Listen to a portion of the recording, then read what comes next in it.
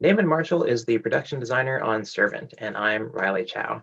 This show features a very significant house setting. What can you tell me about designing that one?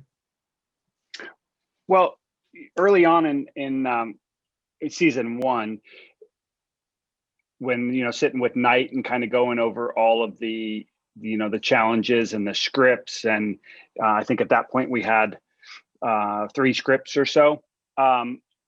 It was really just kind of laying the groundwork for the rest of the season. And then knowing that there was potential of going further, it was knowing kind of where the house needed to go. So design wise, it was just, finding out who the family is that lives there, and, what area of Philadelphia, we wanted it to be, and how posh, or, how much of a, do we want to show money or no money, or there was just all kinds of different options that we were going through. And I started it with my location manager, just going around to multiple, like 30 brownstones in Philadelphia, and scouting the exteriors and then pulling ideas for the inside. Because our house, not a whole lot of people know, but the front of the house is an actual house in Philadelphia. The back of the house is an actual house in Philadelphia, two different locations. And then what I did was build the interior and the exteriors of both those houses on stage. So, it's kind of a mixture of two, because the front of one house gave us the values of the street and the beautiful looking brownstone.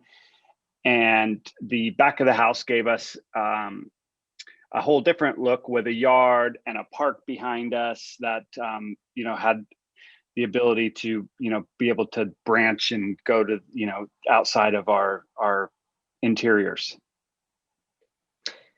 Now you mentioned the money. Yeah, can you tell me about your discussions with that one, where we have a news reporter and a consulting chef, and they have this quite extravagant home? They do have an extravagant home, and if you were to, not to downplay Philadelphia, but you can still get a good buy here. And if it was in Brooklyn, it'd probably be 7 million, and if you were in Philly, it'd be 2.5. What we started playing with was the idea of this house maybe being handed down through the generations, and it's more of a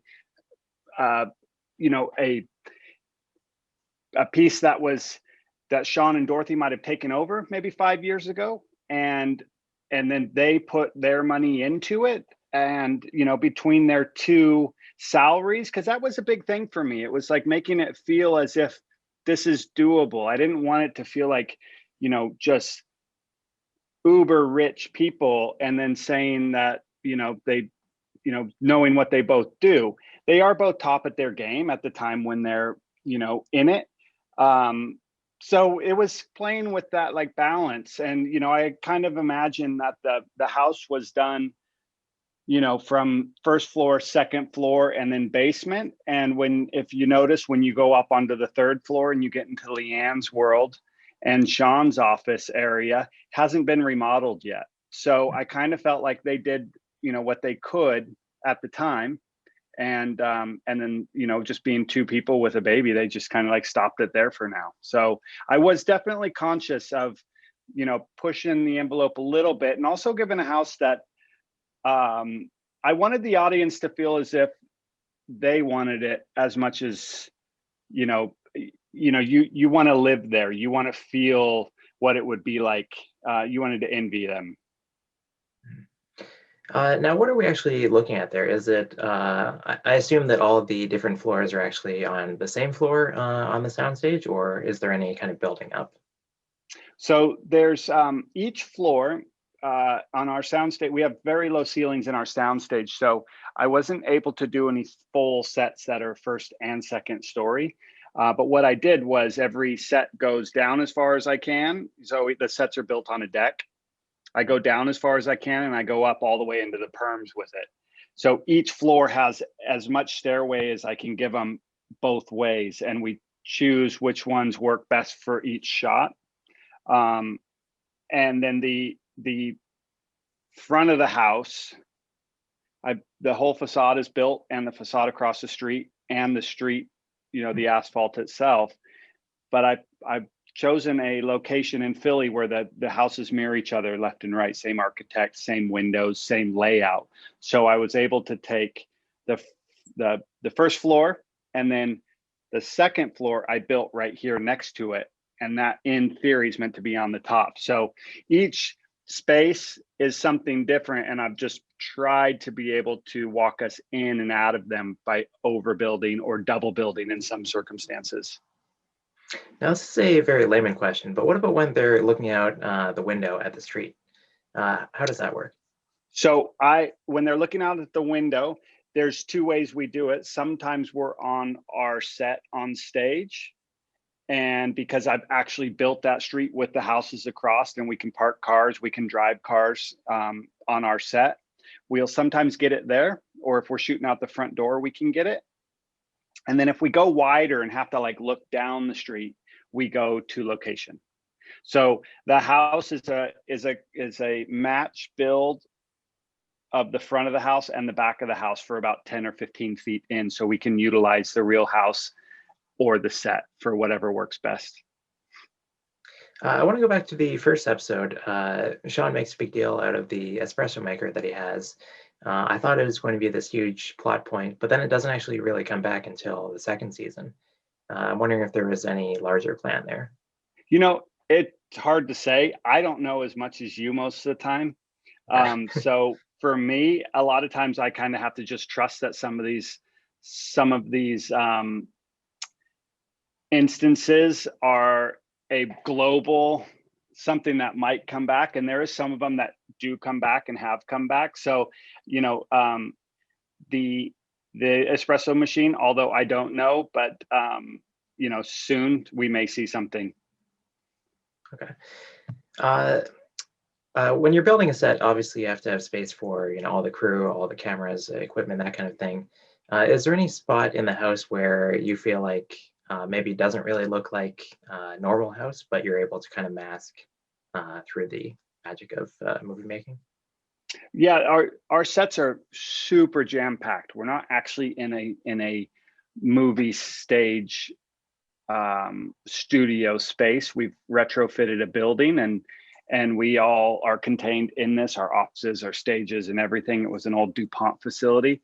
So it's super hodgepodge, and I've pretty much built wall to wall aside from fire lanes. So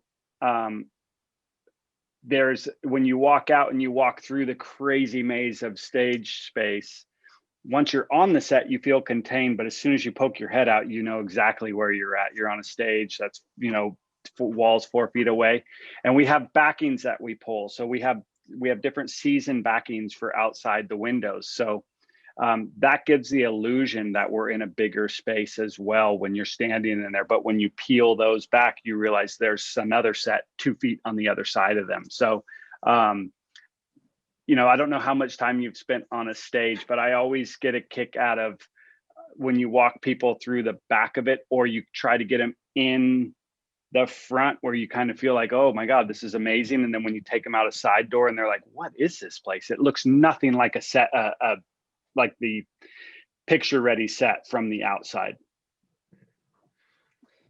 You've been nominated for an Emmy for Westworld. You've previously won an Art Directors Guild Award for The Dark Knight. For the Emmys that are coming up, do you know what episode or episodes you're submitting for consideration? There's so many good ones. I think we landed on 4. Okay. But to be honest with you, the look of the film the show is so consistent for me. But I happen to like the episode that Knight designed, that he directed.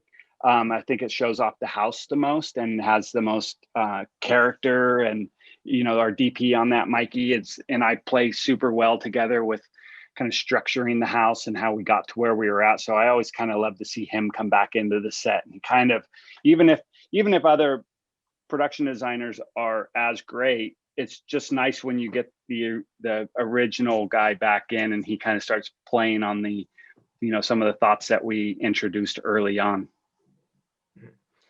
Yeah, you've kind of stuck with the show, whereas normally you kind of more hop from film to film. Why is that?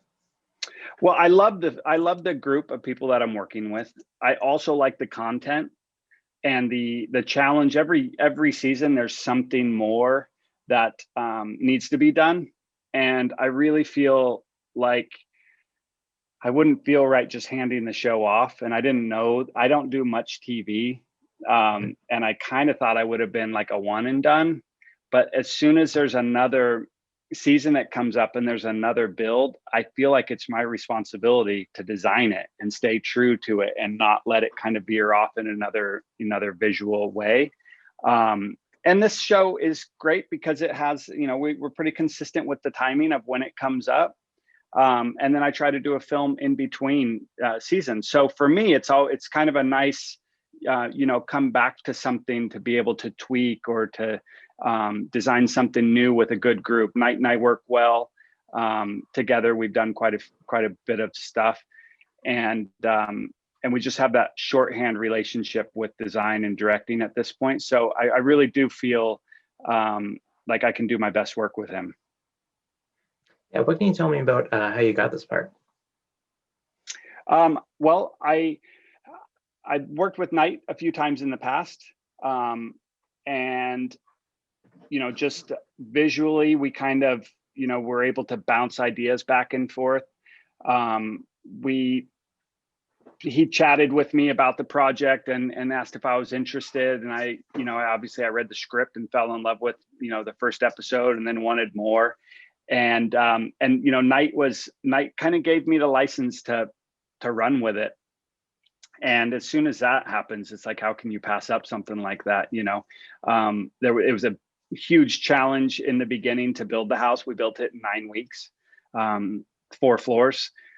So I always enjoy that. And I enjoy the idea that Knight thinks I can do it when sometimes I don't even know if it's possible. So that was, all of those factors kind of played into like, yeah, this sounds great. And how would you describe the look and the kind of palette of the show?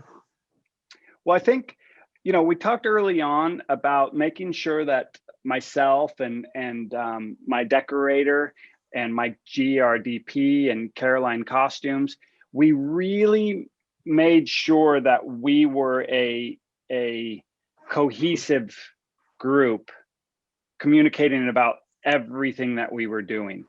Knight gave all of us kind of obviously we have a concept meeting with Knight. We talk about the whole show, but independently, he kind of breaks us all out and kind of tells us what he'd like to get from each one of us. And what we'd do is we'd come together and say like, yeah, but I don't know, he was saying this to me and this to you. And we started coming up with this palette and this textures. And, I played a lot with wallpaper in this and patterns.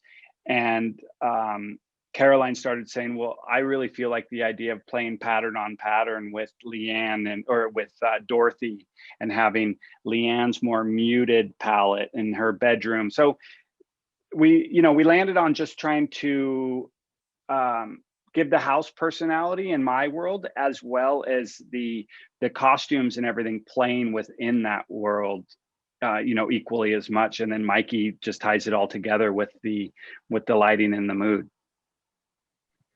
And what would you say was the big build for season 2? Season 2, the biggest build was the attic. Okay. So the new space was the attic. And when I designed the house, I had different areas of the house. I didn't know we needed an attic in season 1. I didn't know we needed, I knew we needed a basement, but there's all these kind of like what ifs. But I designed the house originally as if one day we had to show every space.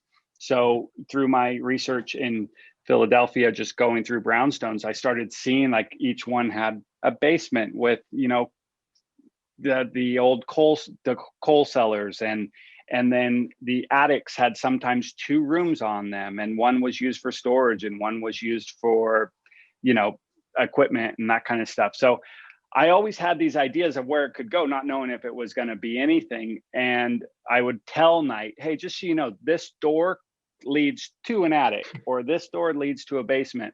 and he'd clock it and say, all right, that's good. Maybe we'll explore that or see where that takes us. So when season 2 came up, it was like, great, that's where that door goes to. So let's expand on that. Okay. Well, Naaman, thanks very much for taking the time to chat today with Cold Derby. Of course, it's my pleasure. Thanks so much.